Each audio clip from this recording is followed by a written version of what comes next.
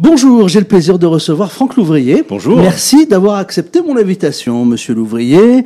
Vous publiez La Baule intime. La Baule intime, c'est un livre assez particulier. Il me semble même que c'est un exercice assez inédit dans une campagne électorale, puisque je rappelle, vous êtes conseiller régional des Pays de la Loire, vous êtes conseiller municipal de La Baule. Vous publiez ce livre qui n'est pas simplement une biographie. Il y a tout un ensemble. Vous racontez des anecdotes très personnelles sur votre histoire, sur votre jeunesse, votre enfance à La Baule. Il y a aussi, si vous n'êtes pas baulois, ceux qui vous connaissent dans d'autres villes ou dans la France entière vont lire aussi quelques anecdotes sur les coulisses du pouvoir, comment les choses se passent. Et finalement, un livre assez complexe. Pourquoi vous êtes-vous livré à cet exercice qui n'est pas le plus facile? Il aurait été plus simple de donner des interviews et sortir 3 ou 4 phrases. Je pense que tous les exercices sont importants. À partir du moment où vous choisissez de vous engager à 150%, ce qui a été mon choix personnel, c'est que je veux être un maire à 150%. Et à partir de ce moment-là, je pense qu'il est important de se dévoiler pour s'engager. C'est un exercice de transparence, en fin de compte, à l'endroit des Baulois, une forme de contrat aussi, parce que, comme vous savez, l'écrit, c'est ce qui reste quand on a tout oublié, et que dans quelques années, on pourra peut-être ressortir ce livre en disant, voilà, monsieur Louvrier, vous avez dit telle chose, vous êtes engagé sur tel angle, tel objectif, pourquoi vous ne l'avez pas fait, ou quelles sont les circonstances pour lesquelles vous n'êtes pas engagé. Donc voilà, je pense que c'est important, et puis c'est aussi permettre de répondre à tout ce que j'entends, qui sont parfois des contre-vérités. Vous savez, dans un monde hyper médiatisé de rumeurs, et je pense que c'est bien aussi de pouvoir dire sa vérité, qui est celle que je vis tous les jours, et ici à La Baule. Premier point sur lequel vous insistez, Franck Louvrier, vous êtes un enfant du pays, vous avez grandi dans ce pays, dans cette notion de pays au sens global, vous êtes un enfant de la région, vous avez passé toute votre jeunesse à La Baule, vous connaissez parfaitement bien, vous êtes issu du pays nantais. Alors après, on vous reproche parfois de ne pas avoir fait votre carrière professionnelle à La Baule. Bah, mais vous savez, votre métier, alors tout le monde a lu certains romans de Balzac. Je fais partie des provinciaux qui sont montés à Paris, c'est-à-dire ceux qui ont eu l'opportunité et même la chance de pouvoir avoir des responsabilités dans le public comme dans le privé, dans la capitale.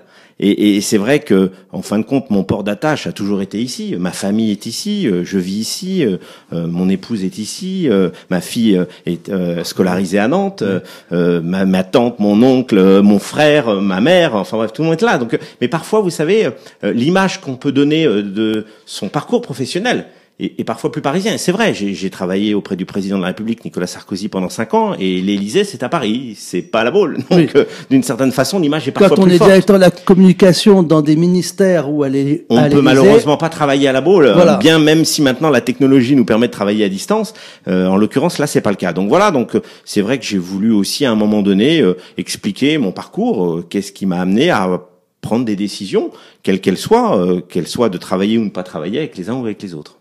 Il n'y a pas un paradoxe finalement dans notre état d'esprit, parce que en réalité on a tous envie d'avoir quelqu'un qui a une belle expérience, qui a un réseau relationnel important, mais dans le même temps on dit on veut quelqu'un du cru. Et ce n'est pas faire injure comme moi, si j'exerce la profession de journaliste local. Évidemment, je ne suis pas à Paris.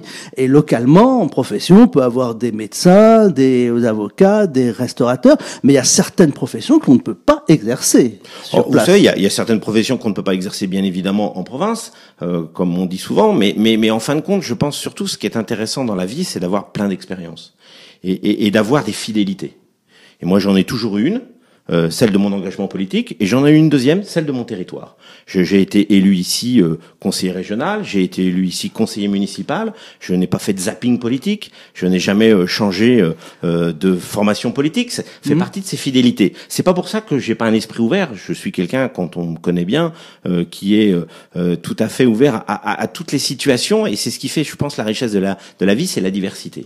Et c'est la raison pour laquelle aussi, je pense que l'engagement municipal est passionnant, parce que l'engagement municipal, c'est de gérer au mieux une ville qui est aujourd'hui rentrée dans une forme de concurrence nationale, de concurrence internationale.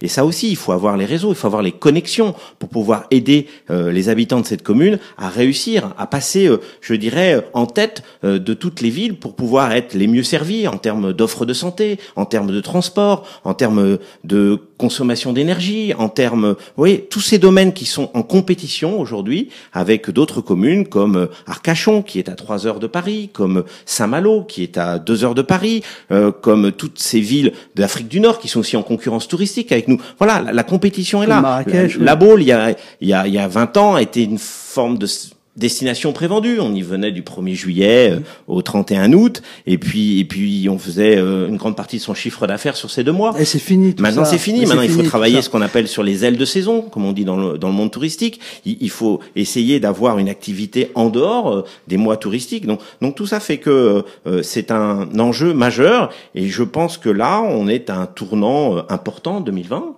à la fois un rendez-vous générationnel, politique, économique. Politique parce que le maire a choisi de ne pas se représenter après 4 ans, après 4 mandats de 6 ans. Puis sans doute aussi un rendez-vous économique parce que cet univers concurrentiel s'impose à nous. Et puis bien sûr un enjeu générationnel parce qu'aujourd'hui les maires sont plutôt quadra-quinquas, que ce soit le maire de Guérande, Nicolas Criot, qui est un quinquas, que ce soit le maire d'Arcachon Yves Foulon qui est aussi dans la même génération, que ce soit le maire de Saint-Nazaire David Samzin, que ce soit tous ces maires, maire de Nantes Johanna Roland, voilà, mais tous ces maires, peut-être le futur maire de Paris, que ça soit Cédric Villani ou Benjamin Griveaux, c'est la même génération et c'est important parce que il faut miser sur le temps parce que les enjeux sont importants pour cette ville. On parle souvent de l'enjeu de la promenade de mer. Moi, j'ai fini mon 12e atelier jeudi soir avec consacré cette fois-ci aux résidences secondaires, et on a vu que l'enjeu, bien sûr, très prégnant de la réfection à la promenade de mer est important. C'est un enjeu sur un mandat, si ce n'est 2. Il ne faut pas mentir aux Baulois. C'est la réalité de ce qui va se passer. C'est des investissements très lourds. Et c'est vrai que moi, la possibilité d'avoir aussi ce mandat de conseiller régional, qui est complémentaire du mandat de conseiller municipal ou éventuellement de maire si les Bauloises et les Baulois me font confiance, et ben ça permet aussi des financements supplémentaires, ça permet d'avoir je dirais, une dimension qui dépasse la dimension communale. Alors, dans votre métier de communicant, vous avez travaillé à l'Élysée, vous avez travaillé pour des ministères importants, vous avez travaillé longtemps avec Nicolas Sarkozy, et puis à un moment, Christian Estrosi, parce que c'est votre métier qui est pas simplement celui d'être un communicant. On comprend que votre métier aussi, c'est un facilitateur de réseau, de relations. Voilà, vous mettez ensemble les bonnes personnes pour que les dossiers avancent plus vite. Dans ce cadre professionnel, Christian Estrosi vous propose de travailler avec lui pour Nice pendant un certain temps, c'est-à-dire jusqu'à vous dites très clairement que si vous étiez élu à la Baule, évidemment, vous allez vous consacrer à 100% à la Baule. Vous avez fait finalement cette démarche, quand on lit le livre, finalement comme un cours. Dire voilà, qu'est-ce que je peux apprendre d'une ville aussi importante que Nice, connue internationalement? Quelles sont les bonnes idées? Finalement, vous faites un peu votre marché à Nice, sans pour autant trahir les électeurs niçois. Vous travaillez pour Nice, mais vous apprenez aussi. En fin de compte, le fait de travailler pour Nice, et pas à Nice, le fait de travailler pour Nice, c'était au carrefour de plusieurs intérêts. J'ai dit pour Nice. Bien sûr, mais c'est pour ça que j'insiste, parce que parfois les Gaulois ne comprennent pas toujours ce qui a été dit ou ce qui a été écrit. En l'occurrence, pourquoi c'est arrivé à un carrefour en fin de compte d'intérêt? Moi, j'ai quitté Publicis au bout de 6 ans, une responsabilité entrepreneuriale très importante, parce que je voulais m'engager dans cet objectif municipal. Mais comme vous le savez, moi, je ne suis pas fonctionnaire, je n'ai pas de salaire à vie. Je suis quelqu'un qui a travaillé dans le privé comme dans le public, et donc je voulais avoir un métier qui soit compatible avec mes responsabilités politiques et mon engagement politique. Et comme vous savez, c'est beaucoup mieux de travailler pour une collectivité locale qui ne dépend pas de vos mandats. Et en l'occurrence, la région sud, et notamment Nice, il n'y a pas de conflit d'intérêt avec la Baule ou avec la région des Pays de la Loire. Donc c'était l'une des raisons. Et puis la deuxième raison, comme vous le dites à juste titre, qui était une raison importante, c'est que les problématiques avec des dimensions différentes, bien évidemment, parce que Nice est une très grande ville, les problématiques qui se posent à Nice sont aussi des problématiques qui se posent à la Baule. Je vous dirais une simple image. La mer est dans la ville pour ces 2 villes. Et donc bien sûr qu'il faut se retourner vers la mer, il faut essayer de prendre en compte les enjeux, qui soient écologiques par exemple, mais qui soient aussi des enjeux environnementaux. Par exemple pour la Baule, j'ai une ambition assez simple, mais je pense qu'elle est primordiale pour les années à venir, c'est de reprendre en régie directe la restauration collective. Pourquoi ? Parce que c'est très important de gérer en direct les repas de nos enfants, les repas des personnes les plus âgées ou les repas du personnel municipal. Vous savez, la ville dépense 1,2 million d'euros par an pour le prestataire qui s'occupe des repas. Je pense que ce soit mieux qu'on le reprenne en régie directe à dépenses à peu près égales, et ça permettra surtout de faire travailler des produits locaux, faire travailler le circuit court, comme on dit aujourd'hui. Vous dire un cahier des charges que vous contrôlerez. Et voilà, et c'est vrai que je préfère que les enfants mangent des fraises de la presqu'île de Guérande plutôt que des fraises qui viennent d'un autre pays d'ici. Donc voilà, c'est très important, et ça, ce sont des mesures qui sont des mesures pragmatiques, qui sont des mesures qui permettent de faire même parfois des économies et qui permettent de vivre mieux. Parce que je pense que notre attractivité, elle est aussi un élément environnemental. Avez-vous eu à Nice, par exemple, en travaillant pour Nice et non pas à Nice, Franck Louvrier, finalement vous êtes comme un ambassadeur. Votre mission, pendant quelques mois, était en quelque sorte d'être l'ambassadeur de Nice auprès des dirigeants parisiens. Oui, bien sûr. Est-ce que vous avez pu avoir quelques idées? Vous avez dit, tiens, ça c'est quelque chose que j'aimerais bien faire. Vous savez, il y a un sujet très prégnant ici, c'est l'insécurité. Comme vous savez, malheureusement, l'insécurité sur notre territoire ne fait qu'augmenter du fait notamment de l'insécurité en métropole de Nantes. La métropole de Nantes est sous tension permanente, et comme je le dis souvent avec une image, je pense que la délinquance, c'est comme le nuage de Tchernobyl, ça s'arrêtera pas, ça venait.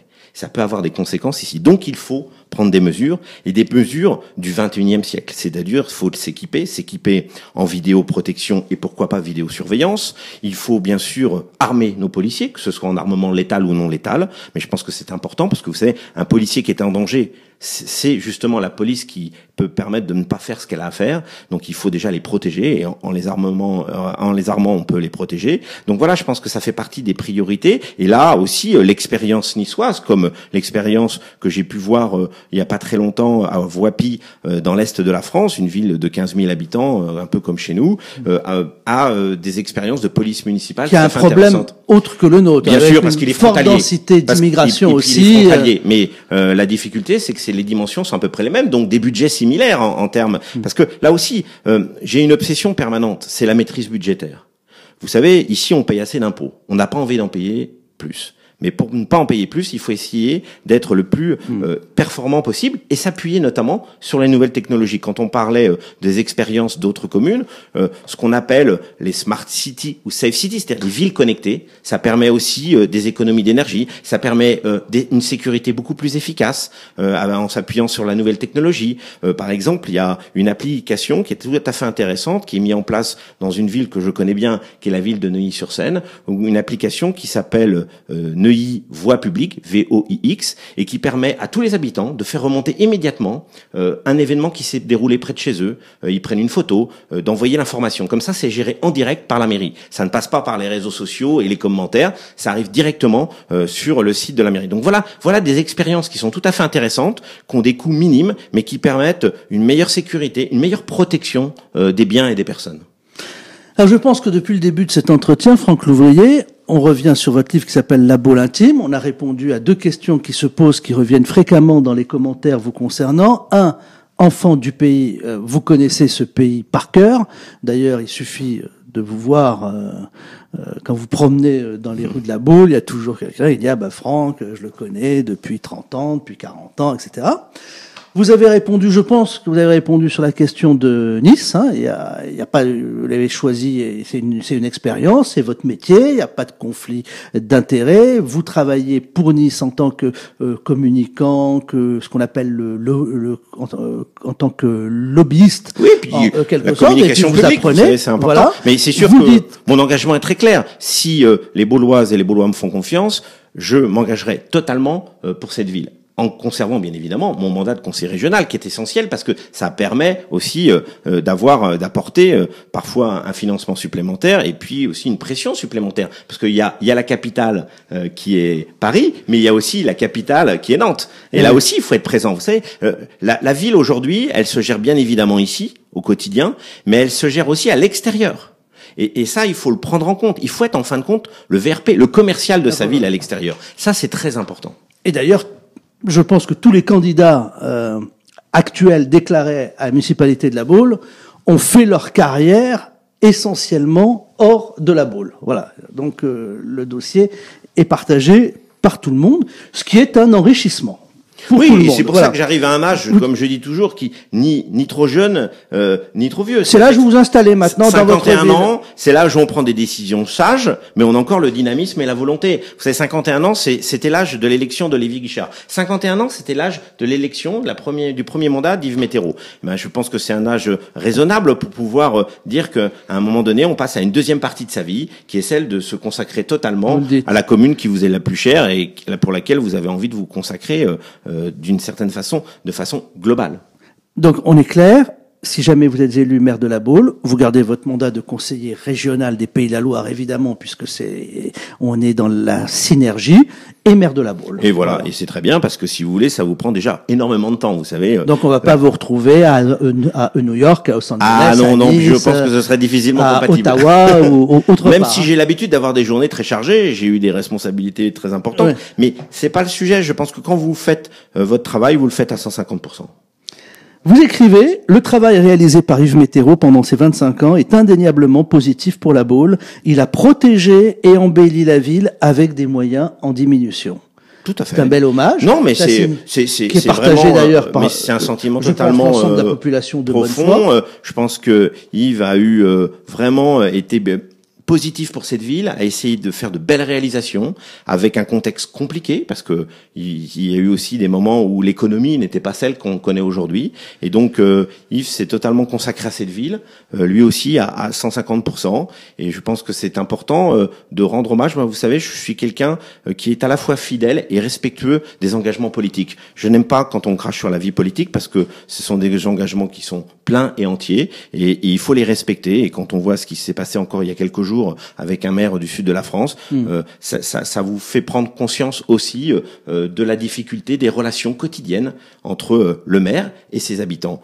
Et c'est vrai que Yves, en la matière, ça n'a pas toujours été facile pour lui parce que, vous savez, vous êtes toujours contesté, mais c'est vrai qu'aussi, dans sa sagesse, il pense que 4 mandats, c'est bien et qu'il faut maintenant aller vers le renouvellement. Et d'une certaine façon, j'incarne à la fois le renouvellement et une forme de continuité parce que j'ai l'expérience. Parce que l'expérience aussi, ça compte, vous savez. Dans l'expérience municipale, il faut connaître les fonctionnements des intercommunalités, il faut connaître le fonctionnement des collectivités régionales, il faut savoir là où aller au bon endroit pour essayer d'obtenir telle ou telle subvention, telle ou telle aide, il faut aller au bon endroit dans tel ministère ou tel endroit pour pouvoir essayer de récupérer aussi des aides des entreprises privées. Parce que mon expérience personnelle et professionnelle, notamment chez Publicis pendant 6 ans, m'a permis de rencontrer énormément de chefs d'entreprise et là aussi, ça me permet d'avoir des connexions à la fois dans le monde public et dans le monde privé. On s'aperçoit que finalement, il y a un certain âge. La Baule est une ville particulière et qu'il faut déjà quelqu'un qui a déjà une belle expérience, une solide expérience, un réseau. Quand un chef d'État vient à La Baule, quand un ministre, il faut quelqu'un qui soit capable de l'accueillir et de l'accueillir dignement pour donner une belle image. Quand un média national, on doit s'exprimer, il faut savoir quelqu'un qui sache aussi s'exprimer. Oui, ce que vous voulez dire en fin de compte, c'est qu'il faut incarner sa ville. Faut incarner sa ville. C'est que, à un moment donné, quand vous êtes à l'extérieur. Et ce que je veux dire, c'est qu'il y a, à partir, en dessous d'un certain âge, on peut pas forcément le faire. Parce que votre expérience, parfois, n'a pas amené à pouvoir incarner votre ville. Il faut que les gens aient le réflexe de dire, ah oui, La Baule, c'est telle personne, et on va aller le voir, on va intervenir auprès de lui. C'est ça aussi. Je pense que quand on a la chance de vivre dans une ville où sa notoriété est internationale, il faut avoir aussi des responsables et une équipe municipale qui puisse parfaitement bien incarner la ville et les fonctions et les responsabilités auxquelles ils doivent répondre. Et ça, c'est très important, je pense, dans l'évolution d'aujourd'hui de cette ville de La Baule. Dans votre livre, La Baule intime, ce n'est pas un programme, mais on décèle, dans de nombreux chapitres, la vision que vous avez envie de donner de La Baule dans les 20 prochaines années. Oui, j'aborde des sujets qui me semblent être fondamentaux dans l'évolution. Je parlais tout à l'heure de l'offre de santé. Je pense qu'il faut falloir vraiment se préoccuper parce de que la continuité. désertification médicale va commencer Elle à touche nous notre toucher. territoire, elle ne touche pas encore la Baule, mais on voit bien que l'offre continue à diminuer et c'est vraiment une vraie Elle préoccupation. touche la Baule pour des spécialistes. Il va falloir aider l'installation de professionnels, il faut pas se leurrer. Peut-être pas pour les généralistes, mais pour les Bien spécialistes, sûr, elle touche et la le Baule. foncier étant très cher, il va falloir les aider en matière foncière, ça c'est indispensable. Il va falloir bien sûr les aider et aider nos concitoyens pour les protéger en matière bien sûr de délinquance et d'incivilité. Les incivilités sont permanentes, notamment l'été bien sûr, mais c'est sûr que c'est aussi une préoccupation. On l'expliquait avec les conséquences de la délinquance sur la métropole de Nantes. Il va falloir aussi prendre en compte parfaitement bien l'enjeu environnemental, qui est un enjeu pour moi essentiel parce qu'on a une chance. C'est qu'on est une commune littorale avec un océan. Et donc cet océan, il va falloir le protéger. J'aimerais bien même qu'on aille plus loin dans la gestion, par exemple, de la chasse au plastique. Parce que le plastique envahit nos océans. C'est aussi une expérience que j'ai vue en Méditerranée, qui est la mer la plus polluée du monde. Il faut vraiment qu'on lutte contre ça. Il y a aussi, bien sûr, dans les motivations qui sont les miennes en matière économique, c'est vraiment d'aider à l'attractivité de cette commune. Et pour aider à l'attractivité de cette commune, il faut bien sûr de l'animation pour permettre à nos commerçants, à nos artisans de pouvoir travailler toute l'année, mais aussi pour les aider économiquement, il va falloir bien sûr donner des moyens qui puissent permettre d'avoir des animations, mais aussi, je dirais, comment expliquer ça ? Une forme d'attractivité sur toute l'année. Et pour avoir de l'attractivité sur toute l'année, il faut aider à l'installation des quadras quinquas. Et là aussi, après l'élection municipale, on aura un autre rendez-vous, qui est un rendez-vous plus technique, qui s'appelle le plan local d'urbanisme, PLU, intercommunal. Et le plan local d'urbanisme, il va y avoir des décisions à prendre sur la gestion foncière, c'est-à-dire il va falloir qu'on construise un peu plus pour des primo-accédants. Parce que des primo-accédants, ce sont des familles qui arrivent ici, sur notre territoire, qui s'installent, qui parfois empruntent, donc qui viennent pour quelques années, et qui vont consommer toute l'année. Et c'est puis qu'en général, ils restent jusqu'à la fin de leur vie. Parce que le climat est plutôt agréable, et le contexte aussi. Mais ça aussi, c'est un investissement important pour les années à venir. Il ne faut bien sûr pas oublier nos plus anciens et les plus démunis d'entre eux, mais il faut penser aussi aux nouvelles générations. Et je crois vraiment à la solidarité intergénérationnelle. Je crois vraiment que lorsqu'on essaye de créer des crèches, alors qu'on a des plus anciens qui sont prêts à accueillir les petits-enfants, eh ben, il faut essayer de travailler aussi là-dessus, sur ce rapprochement intergénérationnel entre les jeunes qui viennent ici et puis les plus anciens qui sont ravis d'avoir des occupations permanentes. Donc voilà, tout ça est une société à la fois agréable, paisible, mais aussi qui s'entraide. Et je pense que ça, c'est important dans l'image qu'on peut donner d'une commune comme la nôtre, qui est une commune qui, bien sûr, doit en permanence être attractive. Alors, il y a tout l'enjeu du tourisme qui est essentiel. Je le connais bien étant donné que je suis président du comité régional du tourisme pour les Pays de la Loire, c'est-à-dire pour les 5 départements. Et je sais que ça aussi, on va devoir là prendre des mesures parce que on a des très beaux restaurants. Ils ont tous augmenté leur surface. Et ben, il faut augmenter le nombre de clients. Voilà. Parce que si on n'augmente pas le nombre de clients, eh ben, on n'a pas le chiffre d'affaires adéquat à la fin du mois. Donc voilà. Et puis et on a tout pour le faire. Bien sûr. Parce qu'on a le plus bel océan du monde, finalement. Oui. L'Atlantique est quand même une mer fabuleuse. Elle n'est pas aussi hostile que le Pacifique. Elle n'est pas aussi.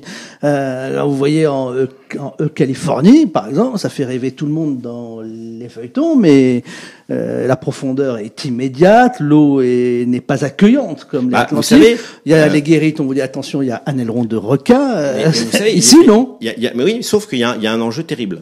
C'est qu'on sait qu'en 2050, il peut y avoir dans la mer plus de plastique que de poissons.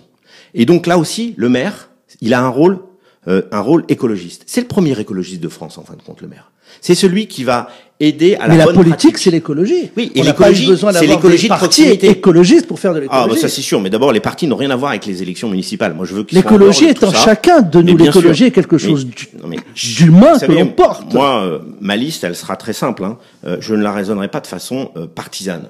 Moi, j'ai mon parcours politique. Je suis de droite et du centre, d'une certaine façon, et j'assume ce positionnement. Mais sur ma liste, j'aurai des gens qui seront énormément sans étiquette, qui ne seront peu engagés de politique nationale. Il y en aura quelques-uns, bien évidemment, mais je veux une diversité, parce que l'élection municipale, c'est en dehors des partis politiques. Ils n'ont pas à se mêler de l'élection municipale. C'est vraiment une équation locale, et ça, j'y tiens beaucoup. Et sur l'environnement, comme vous savez, c'est une cause qui est essentielle, parce que c'est une cause qui engage nos enfants et nos petits-enfants. On a la responsabilité de transmettre une terre encore plus propre que celle que nous avons la chance de fréquenter aujourd'hui. Et voilà, et donc tous ces enjeux-là, c'est important. Et les premiers gestes écologistes, ce sont des gestes du quotidien. Ce sont pas des décisions qui viennent de Paris ou de Bruxelles. C'est le fait de prendre conscience que lorsque vous jetez quelque chose à un tel endroit, ça ne disparaîtra pas immédiatement.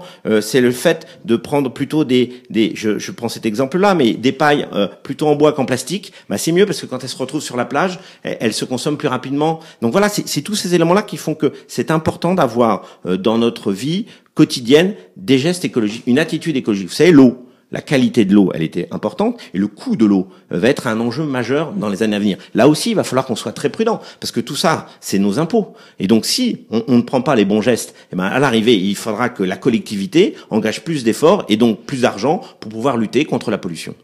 L'écologie, c'est aussi la protection de nos commerces de proximité. Mais bien sûr, mais vous savez, moi je préfère une viande qui arrive de Brière plutôt qu'une viande qui arrive d'Amérique latine. Et c'est la raison pour laquelle je veux reprendre en régie directe la restauration municipale. Parce que j'imposerai plutôt de la viande de Brière plutôt que de la viande dont je ne connais pas toujours la provenance. Le livre s'appelle La Baule intime. Pour ceux qui voudraient en savoir plus sur vous, sur votre programme, il faut préciser que les bénéfices de ce livre ne vont pas dans votre poche, ne vont pas servir à financer votre campagne.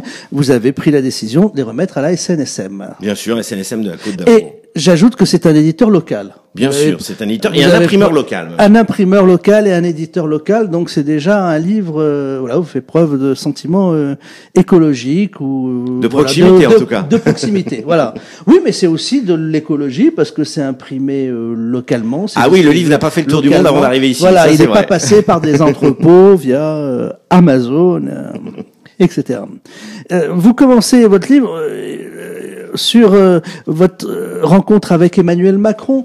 Ça permet aussi de comprendre, est-ce que c'est le message que vous avez voulu faire passer, si vous étiez maire de La Baule, président de la République actuelle, futur président de la République, peu importe, le réseau, les connaissances que vous avez de ce milieu font que vous êtes vous voulez souligner que vous êtes d'une ouverture d'esprit, finalement, vous pouvez travailler avec tout le monde. Écoutez, d'abord, je ne travaille pas avec le président de la République. J'aurais eu vous l'occasion, j'aurais pu avoir monde. l'occasion. J'ai fait un choix qui était un choix très clair à l'époque, qui était un choix de m'engager pour La Baule, et rien que pour La Baule. Et donc, de ce fait-là, lorsque le chef de l'État actuel m'a proposé d'avoir une responsabilité similaire à celle que j'avais eue auparavant auprès de Nicolas Sarkozy, je l'ai refusé. Mais je l'ai refusé pour une raison, d'abord, personnelle, c'est que je ne voulais pas refaire exactement la même chose que ce que j'avais fait auparavant. Et puis, une raison de fidélité. La fidélité à l'endroit de ceux pour lesquels je m'étais engagé pour commencer à travailler sur notre projet municipal. Et donc à partir de ce moment-là, je ne voulais pas abandonner tout cela pour quelque chose qui, en fin de compte, était un peu une bis repetita de ce que j'avais connu. Mais ça n'enlève en rien, je dirais, le regard que je peux avoir sur l'action du président de la République. Quand je l'ai rencontré, c'était en période très délicate, en moment des Gilets jaunes. Et c'est vrai qu'il avait besoin qu'on échange sur les enjeux de communication. Et c'était important. Mais voilà, je pense que vous savez ce que j'expliquais tout à l'heure, mais une équipe municipale, c'est pas une équipe politique. Elle n'est pas faite à Paris. Elle n'est pas désignée par les partis. En fin de compte, c'est un mélange qui permet à des gens, des hommes et des femmes, de façon paritaire, de travailler ensemble pendant 6 ans. 6 ans, c'est long comme engagement. Et 6 ans pour les habitants, pour les 15 000 habitants de La Baule, et les 150 000 quand ils viennent l'été, c'est très important. Donc c'est quelque chose qu'il faut préparer, travailler, réfléchir. On peut pas se permettre de zapper politiquement. Moi, je ne suis pas un zappeur, je suis ni un zappeur politique, je suis quelqu'un de fidèle. Et donc à partir de ce moment-là, mon raisonnement était très simple. C'est-à-dire mon engagement était pour La Baule et il ne sera que pour La Baule.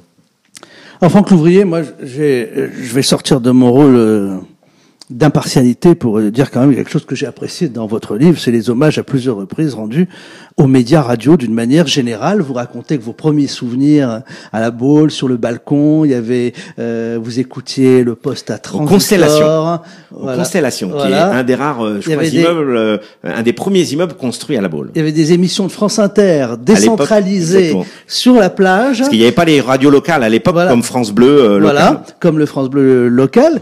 France Inter avait délocalisé son studio sur la plage, j'étais sur votre balcon. Je vous imagine avec le transistor. Ils étaient au premier étage, au-dessus de la librairie qui existe toujours, parce qu'elle est réouverte, mais ils étaient là et l'appartement de mes parents était au deuxième étage du Constellation, on était juste en face. Et c'est vrai que je regardais ça avec beaucoup d'intérêt, parce que je voyais les têtes connues à l'époque qu'on entendait sur les radios périphériques, comme on dit. Ouais. Et donc ça me faisait, peut-être que ça m'a fait ouvrir aussi au monde de la communication. Mais la radio, j'y suis très attaché pour une simple et bonne raison, c'est que c'est le média le plus réactif et c'est un média qui est facilement consultable et transportable. C'est la raison pour laquelle... C'est un média gratuit. Oui, bien sûr. C'est le seul média finalement gratuit, accessible à tous. Bien sûr, et puis qui surtout est le moins énergivore. Tout à fait. Contrairement au streaming, parce qu'il y a une antenne et des ondes. Alors même si maintenant on fait un peu de télévision en faisant de la radio. Oui, ça il faut s'adapter. Mais le média traditionnel radio, quand vous l'écoutez sur votre poste FM,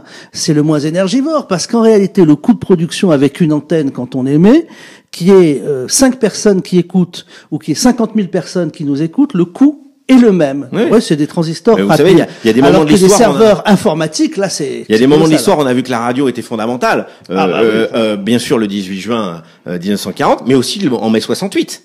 Rappelez-vous, sur les barricades, tout le monde écoutait les radios périphériques sur leur transistor. Et c'est vrai que c'est un outil aussi de pédagogie. Et c'est la raison pour laquelle, dans mon livre, je dis que je prendrai un engagement, c'est que tous les 2 mois, j'irai échanger pendant quelques minutes, quelques dizaines de minutes, avec les habitants, les Bauloises et les Baulois. Eh bien, on les aura au téléphone et on fera ça. Voilà, vous êtes le bienvenu. Je pense que c'est important parce nous, on est prêts. Parce que d'abord, ça permet aux uns et aux autres de comprendre ce qui se passe autour d'eux. Parce qu'ils allument la télévision, ils ont les chaînes d'information continue, ils savent ce qui se passe dans le monde entier, en France, mais pas toujours dans leur commune. Donc ça permet de savoir. Et puis ça permet aussi à ceux qui sont pas toujours à la Baule, pas pouvoir être présents dans des réunions publiques d'explication, au moins de pouvoir savoir qu'ils ont un rendez-vous régulier avec le maire pour expliquer la pédagogie. Donc c'est aussi bien pour les résidents permanents que pour les résidents secondaires.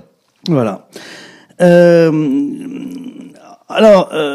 Franck Louvrier, vous rappelez que maire aussi c'est un vrai métier et que finalement cette période de conseiller municipal vous a aussi permis d'apprendre ce qu'est la vie locale et comment fonctionne une vie locale. C'était toute la raison du souhait de travailler avec Yves Metteiro dans le dernier mandat, c'est-à-dire que moi j'avais bien sûr une expérience nationale indéniable. J'avais une expérience régionale, étant donné que j'étais conseiller régional, mais je n'avais pas cette expérience municipale. Et c'est vrai que la participation à l'ensemble des projets qui ont été menés dans le dernier mandat m'ont permis de comprendre les enjeux, de comprendre les erreurs que l'on peut faire, comprendre parfois aussi les réussites que l'on peut mettre en œuvre sur le temps à venir, parce que il y a des projets qui ne seront pas exécutés à la fin du mandat d'Yves Metteiro. Donc tout ça fait que je pense que à la fois j'incarne le renouvellement, mais aussi de l'expérience, parce que l'expérience c'est important de comprendre et de savoir quels sont les enjeux à la fois financiers, les enjeux d'infrastructure,